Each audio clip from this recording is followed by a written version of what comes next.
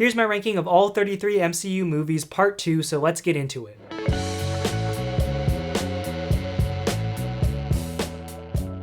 What's up guys, welcome back to Superhero Legacy. My name is Liam, and in today's video, I'm going to be picking up where I left off in the last video where I rank all the MCU movies from worst to best. I've made it to my top 15, so without further ado, I'm just going to get right into it. Number 15 is Spider-Man Homecoming. With 2 live-action interpretations of this character already done, this movie managed to still deliver a fresh take on Spider-Man by leaning into the more youthful side of the character and by centering the story around high school. The film also gave us one of the MCU's best villains with the Vulture, and I like that he provided a smaller scale, more grounded threat. Number 14 is going to be Black Panther: Wakanda Forever. Even with the passing of Chadwick Boseman and in the middle of a literal pandemic, Ryan Coogler was able to craft one of the best movies in Phase 4.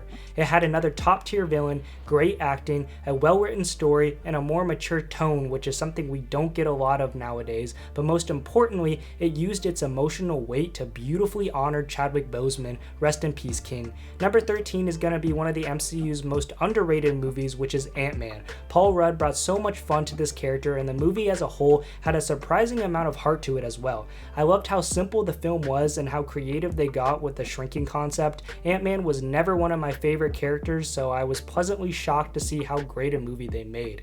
Number 12 is another underrated movie, but one that I think is recently gaining more appreciation, and that's going to be Avengers: Age of Ultron. I've always supported this movie even when people hated on it. To me, Ultron was an incredibly compelling villain and one that seems even more tangible now with the rising of AI. This film had lots of great action, some epic moments, and gave us the introduction to Scarlet Witch and Vision.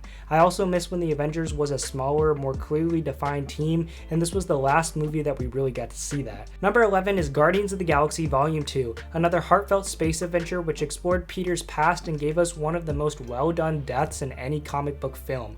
I recognize that it had some flaws, but overall I appreciate it for giving me another fun time with these characters that I have fallen in love with. Number 10 is Iron Man. The first MCU film is still one of the best. RDJ crushed it as Tony Stark, and without the weight of the rest of the franchise, this movie could focus on telling a character-driven narrative. In it, Tony goes through the classic hero's journey in which a traumatic event forces him to gain a new perspective on his actions and serves as the catalyst for his redemptive arc. Number 9 is Black Panther. I still believe that this movie has one of the most realistic stories in the entire MCU, and it also has one of the best antagonists in the entire MCU. I love the world building of Wakanda and the international conflicts that arise with the presentation of vibranium.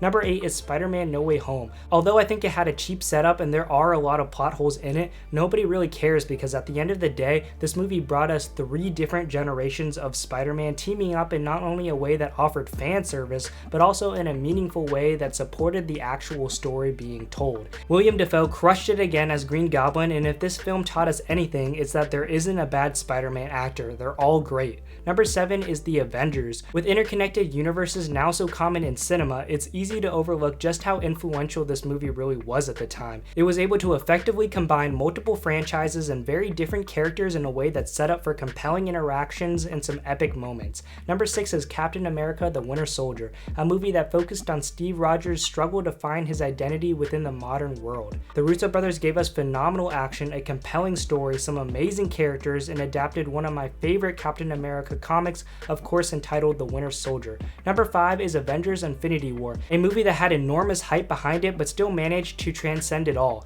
I loved how they took their time developing Thanos and his motive, and I loved the direction they took at the end of the film. Most of all, Infinity War gave us those satisfying character interactions that we had been waiting for and dropped some of the greatest and most iconic scenes in the entire MCU.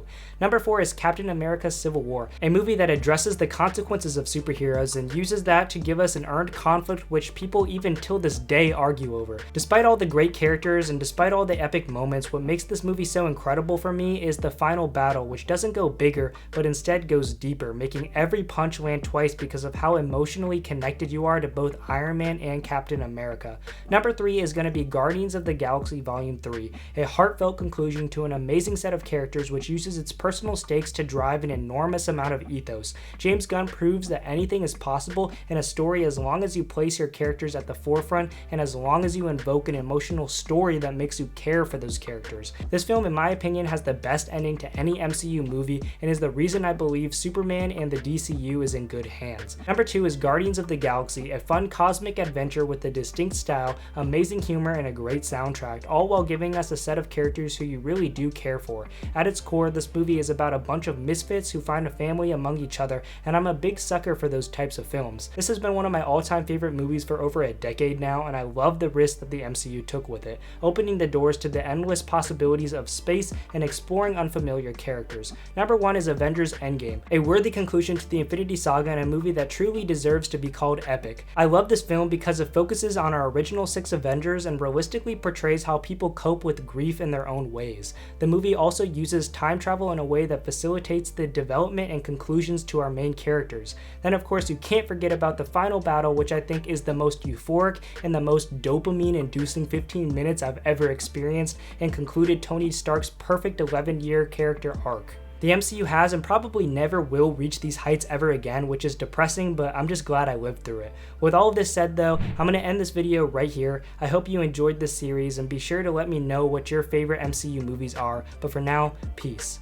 So that's going to do it for this video, guys. Please like and subscribe for more superhero content and share your thoughts on my MCU ranking down in the comments below. You can check out some of my other videos right over here, but for now, thank you so much for watching and stay super.